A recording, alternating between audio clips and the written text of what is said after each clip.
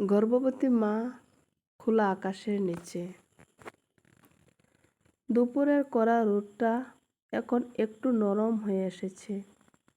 ঢাকার রেল স্টেশনটা বেশ কোলাহলপূর্ণ হলেও আজ অনামিকার কানে শুধু শব্দ ঢুকছে না, সেও চুপচাপ বসে আছে স্টেশনের একটা কোণায়। একটা পুরনো ব্যাগ আর একটা ফ্যাকাশে শাড়িতে নিজেকে মুড়ে গর্ভের 9 মাসের সন্তান যেন একটু নড়ে উঠল। ব্যথাটা বুকের কাছ পর্যন্ত গিয়ে ঠেকল, কিন্তু তার মুখে কোনো চিৎকার নেই, নেই সাহায্যের আকুতি। এই শহরে তার কেউ নেই।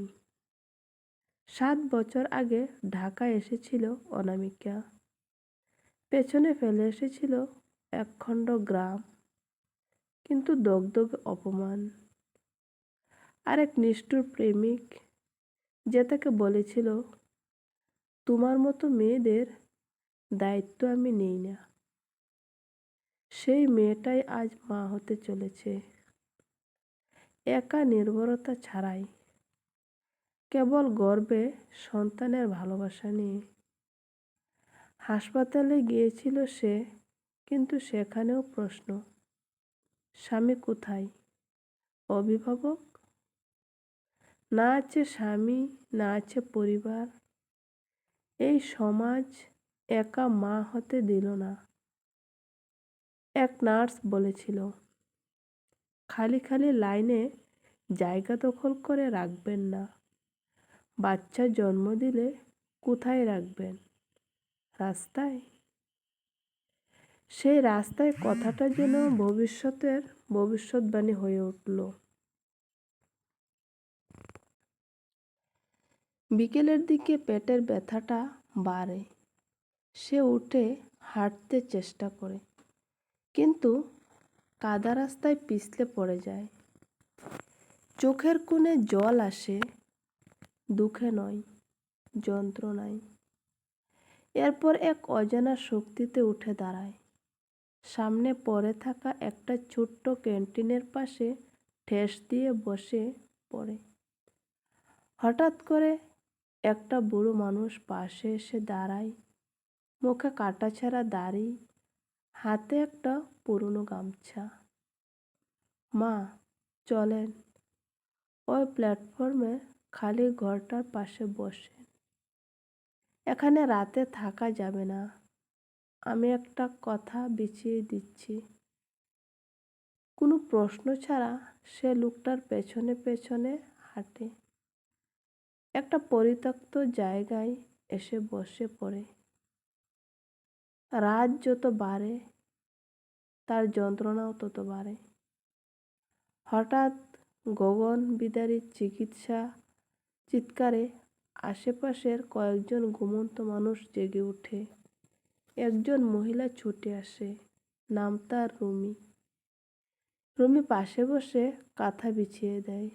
আরও একজন প্লাস্টিকের পাত্রে কিছু উষ্ণ জল আনে।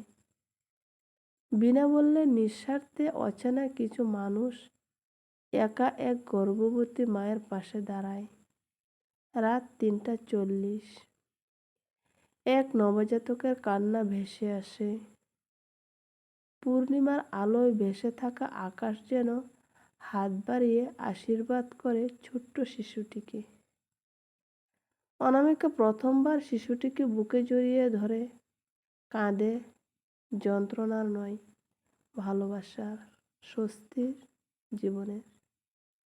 মা, নাম কি রাখবেন? রুমি জিজ্ঞেস করে। অনামিকা ফিসফিস করে বলে, আলো। ওই তো আমার জীবনের একমাত্র আলো। কয়েকদিন পরে সোশ্যাল মিডিয়ায় সেই ছবিটা ভাইরাল হয়ে যায়। খোলা আকাশের নিচে জন্ম, এক মায়ের সাহসী যাত্রা। কেউ কেউ সমবেদনা জানায়, কেউ কেউ সমালোচনা। তবে একজন সমাজকর্মী এগিয়ে আসে। নতুন আলো নামে সংস্থা থেকে কেউ একজন খোঁজ নিয়ে আসে। সংস্থার সাহায্য অনামিকা একটা বস্তির পাশে ছোট্ট ঘর পায়। এক চায়ের দোকানে কাজ শুরু করে সে। আর আলো তাকে ডে কেয়ারে রেখে আসে প্রতিদিন। বছর 5 পর আলো ক্লাস 1-এ ভর্তি হয়। স্কুলে ভর্তি হওয়ার দিনে অনামিকার চোখে জল আসে, তবুও হাসে সে। এই হাসির মূলে কেবল তার লড়াই। 10 বছর পরে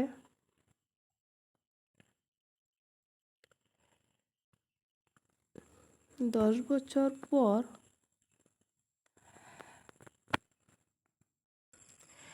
একটি ছোট্ট বাসা, 2টি রুম।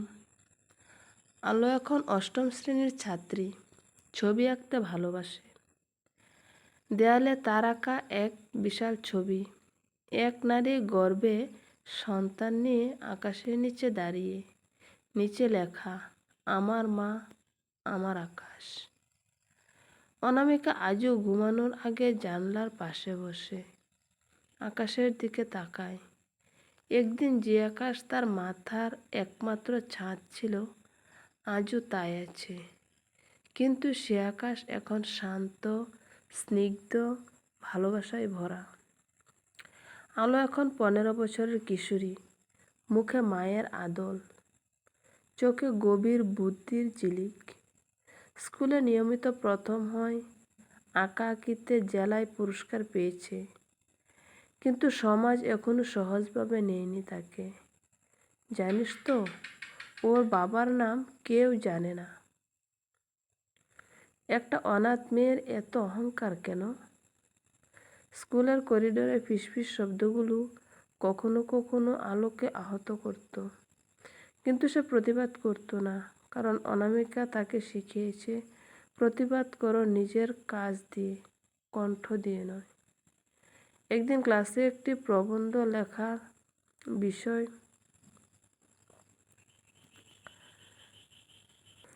আসে, আমার জীবনের নায়ক। সবাই বাবা, দাদা কিংবা ভাইকে বেছে নেয়। আলো লিখে, আমার মা, এক খোলা আকাশের সাহসী নারী।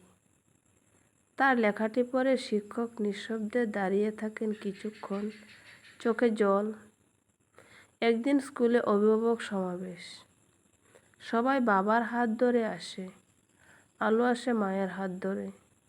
হঠাৎ এক শিক্ষক বলে বসেন, আলো, তোমার অভিভাবক আসেনি? আলো বলে, আলো এখন শুধু ছাত্রী নয়। আলো গম্ভীরভাবে বলে, উনি আমার মা, তিনি আমার সব। তার নাম অনামিকা, যিনি খোলা আকাশের নিচে আমায় জন্ম দিয়েছেন। আজ যার কাঁধে ভর করে আমি আলো হয়ে উঠেছি। ঘরে ফিরে অনামিকা তাকে জড়িয়ে ধরে। দীর্ঘদিন পর সেই মা মেয়ের নীরব কান্না আবার ফিরে আসে। তবে এ কান্না গর্বের।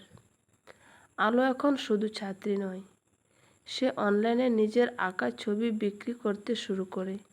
একটা সংগঠন তাকে দেশের হয়ে শিশু অধিকার নিয়ে কথা বলার সুযোগ দেয়। একবার একটা টিভি চ্যানেলে তার সাক্ষাৎকার নিতে আসে। সাক্ষাৎকারে সে বলে, আমি জানি আমার জন্ম কেমন পরিবেশে হয়েছে, কিন্তু আমি কোনো ভুল নই। আমি আমার মায়ের শ্রেষ্ঠ সিদ্ধান্ত।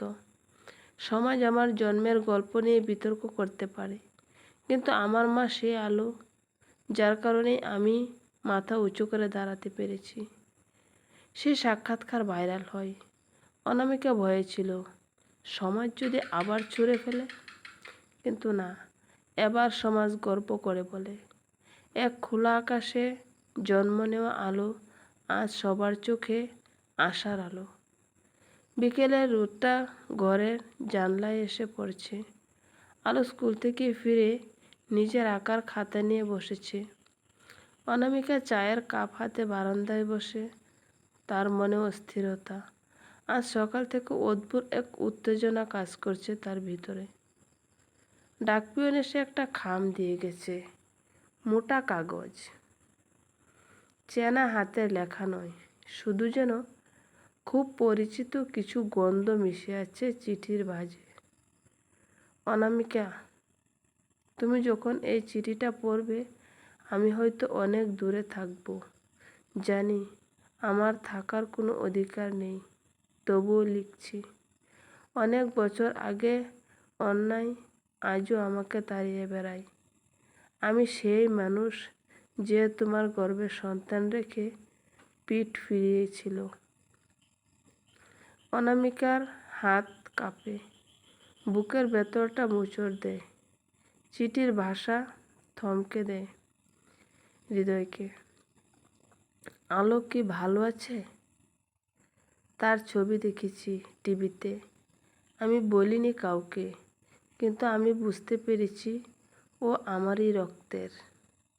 তাকে বলো না আমি কে, শুধু বলো তার বাবা একসময় কাপুরুষ ছিল, আর এখন সে অনামিকার আলো হয়ে উঠেছে বলে আমি বেঁচে আছি। চিঠির নিচে কোনো নাম নেই, শুধু লেখা ক্ষমা করো। অনামিকা চিঠিটা ভাঁজ করে রাখে। তার চোখে জল নেই, কিন্তু হৃদয়ের ভেতরটা যেন কেঁপে ওঠে।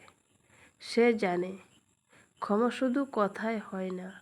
সে জানে আলো জানলে কষ্ট পাবে। সে চিঠিটা রাখে লকারে, একটা পুরনো কৌটোয়, যেখানে আলো ছোটবেলায় খেলনা রেখে দিয়েছিল। চিঠিটা আজ অতীত হয়ে গেলেও অনামিকার জীবনের আরও একটি অধ্যায় বন্ধ হলো। রাতে আলো জিজ্ঞেস করে, মা আজ এত চুপচাপ কেন? অনামিকা মৃদু হাসে, কিছু না মা, আজ শুধু ভাবছিলাম মানুষ ভুল করে শেখে, আর সেই শেখাটাই জীবন। আলো মায়ের কোলে মাথা রাখে, তুমি না থাকলে আমি কিছুই হতে পারতাম না মা।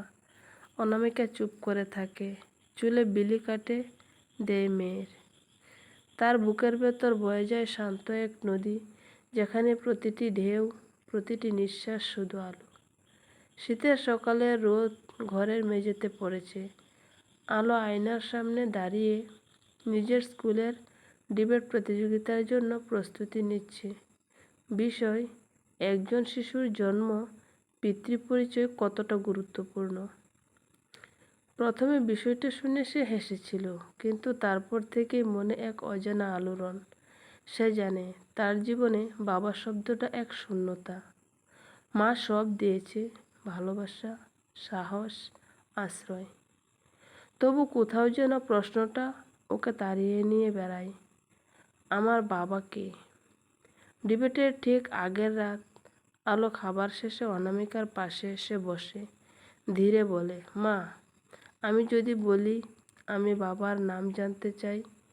অনামিকা নিঃশ্বাস নেই। সে চিঠির কথা মনে পড়ে যায়। একদিন যে কথা বুকের মধ্যে চাপা ছিল, তা আজ ওর মেয়ের মুখে। তুই জানতে চাস? হ্যাঁ মা, জানার অধিকার কি আমার নেই? অনামিকা চুপ করে থাকে কিছুক্ষণ, তারপর বলে, তোর বাবা একসময় আমার জীবনে ছিল, কিন্তু আমার দায়িত্ব নেয়নি। তোকে পৃথিবীতে আনার সিদ্ধান্ত আমি একাই নিয়েছিলাম। সে তোকে চায়নি, তোকে ভালোবাসতো না, তাই তোকে জানায়নি। আলো ফিসফিস করে, তবে কি সে এখনো বেঁচে আছে? অনামিকার মুখ থেমে যায়, চোখের কোণে জল জমে। হয়তো আছে, হয়তো না, আমি জানি না, কিন্তু তুই শুধু এটুকু মনে রাখিস, তুই আমার আলো। তোর জন্ম ভুল নয়, তুই নিজেই নিজের পরিচয়। আলো মাথা নিচু করে থাকে, তার চোখে জল আসে না, বরং এক কঠিন দৃষ্টি। পরদিন ডিবেটে সে দাঁড়িয়ে বলে, আমার জীবনে বাবার নাম নেই, কিন্তু আমি কখনো অনাথ ছিলাম না। আমার মা একাই আমার আকাশ, আমার পৃথিবী। জন্মে পিতৃপরিচয় হয়তো আইনি দরকার, কিন্তু জীবনের পরিপূর্ণতা ভালোবাসায় হয়। আমি পরিচয় খুঁজিনি, আমি বিশ্বাস খুঁজেছি। পুরো অডিটোরিয়াম নীরব, তারপর করতালির ঝড়। সেই মুহূর্তে অনামিকা দর্শক সারিতে বসে কান্না চেপে রাখে। এই মেয়েটা তার জীবন, তার সবচেয়ে বড় জয়। সেদিন রাতে আলো এসে বলে, মা আমি আর কিছু জানতে চাই না। আমি কেবল জানি তুমি আমাকে চেয়েছিলে, ভালোবেসেছিলে, আর সেটাই যথেষ্ট। আলো এখন বিশ্ববিদ্যালয়ের প্রথম বর্ষের ছাত্রী, আন্তর্জাতিক শিশু অধিকার সংগঠনের অ্যাম্বাসেডর। একসময় সে মেয়ে খোলা আকাশের নিচে জন্মেছিল, আজ সে দেশের আলোচনার কেন্দ্রবিন্দু। টেলিভিশনে, সংবাদপত্রে, সামাজিক যোগাযোগ মাধ্যমে আলো পরিচিত হয়ে উঠেছে। আলোবর্তিকা নামে আলোকিত পথ দেখানো মেয়ে। একদিন একটি জাতীয় সম্মেলনে আলোকে প্রধান বক্তা হিসেবে ডাকা হয়।